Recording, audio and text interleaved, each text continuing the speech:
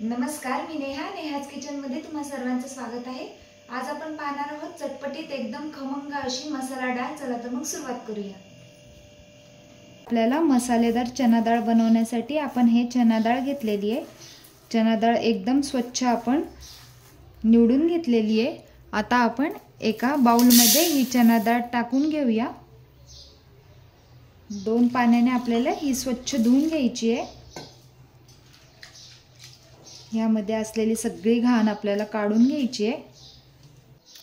आता पुन्हा यामध्ये आपण पाणी टाकून ही डाळ स्वच्छ धुवून घेऊया। डाळ आपली स्वच्छ धुवून झालेली आहे। आता आपण ही डाळ भिजायसाठी ठेवून द्यायची। 2 ते 3 तास आपण ही डाळ भिजत ठेवून देऊया। डाळ भिजवत असताना आपण यामध्ये खायचा सोडा ॲड करायचा आहे। यामुळे डाळ आपली एकदम छान आतपर्यंत व्यवस्थित एकदम हलकी फुलकी होऊन जाईल। 4 ते 5 तास झालेले आहे। तुम्ही पाहू शकता आपली डाळ एकदम छान फुललेली आहे। नखाने आपली डाळ व्यवस्थित तुटते, याचा अर्थ आपली डाळ एकदम छान फुललेली आहे। आता आपण याचे मसाला डाळ तयार करायला घेऊया। एका कॉटन कपड्यावरती आपण ही डाळ टाकून घेऊया। आता आपण ही डाळ व्यवस्थित कोरडी करून घ्यायची आहे।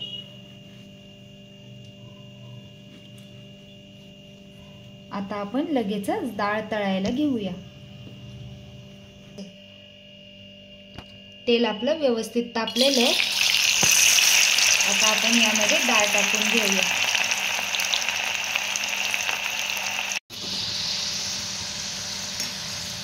आपल्याला एकसारखं हलवत आपल्याला ही डाळ व्यवस्थित तळून घ्यायची आहे। एकदम कुरकुरीत होऊस्तोवर आपल्याला ही डाळ तळून घ्यायची आहे। तुम्ही पाहू शकता, आवाजावरून तुमच्या लक्षात येत असेल आपली डाळ तळली गेलेली आहे, एकदम कुरकुरीत झालेली आहे। आता आपण ही काढून घेऊया। व्यवस्थित आपण हे तेल निथळून घेऊया आणि एका प्लेटमध्ये काढून घेऊया। आता आपण ही सेकंड बॅच टाकून घेऊया।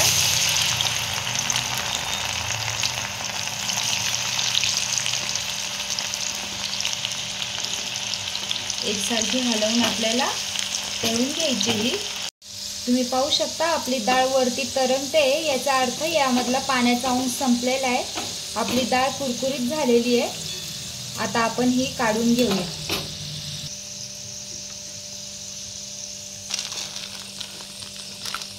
त्याच कढईमध्ये आपण अर्धी वाटी शेंगदाणे टाकून घेऊया आणि शेंगदाणे व्यवस्थित तळून घेऊया।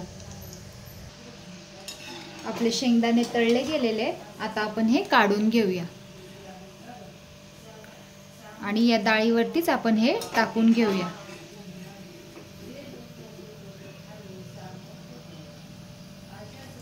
याच तेलामध्ये आपण ठेचून घेतलेला लसूण घेतलेला आहे, तो आपण यामध्ये टाकून घेऊया आणि एकदम कुरकुरीत होऊस्तोवर आपल्याला हे लसूण तळून घ्यायचे।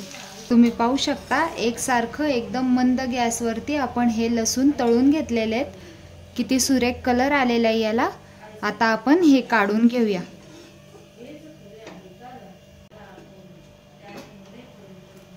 आणि आपण हे डाळीवरती हे घालून घेऊया।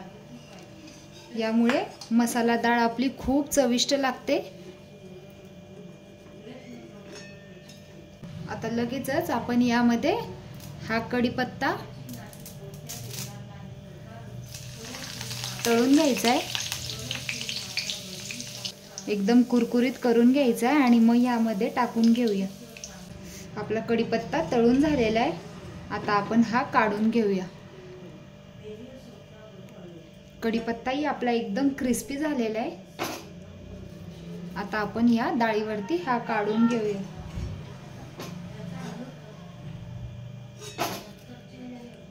आपली डाळ, शेंगदाणे, लसूण आणि आपला कढीपत्ता हा तळून झालेला आहे। आता यामध्ये आपण थोड्या चवी ॲड करू। यामध्ये आता आपण काश्मीरी लाल मिरची पावडर टाकून घेऊया। 1 चमचा आपण यामध्ये चाट मसाला ॲड करू। एकदम थोडंसं आपण यामध्ये मीठ टाकून घ्यायचं साधं। आता ही सगळी जिन्नस आणि हे सगळे मसाले आपण एकमेकांमध्ये मिक्स करून घेऊया। आपली मसाला डाळ तयार झालेली आहे। तुम्ही पाहू शकता एकदम कुरकुरीत अशी आपली मसाला डाळ तयार झालेली आहे। खायला अगदी चविष्ट लागते। एकदा तुम्ही नक्की ट्राय करा। तुम्ही डाळ बघू शकता एकदम क्रिस्पी झालेली आहे। कशी वाटली तुम्हाला रेसिपी कमेंट करून नक्की कळवा। आवडल्यास लाईक शेअर सबस्क्राइब करायला विसरू नका। भेटूया पुन्हा अशाच नवीन रेसिपी सोबत। Bye bye.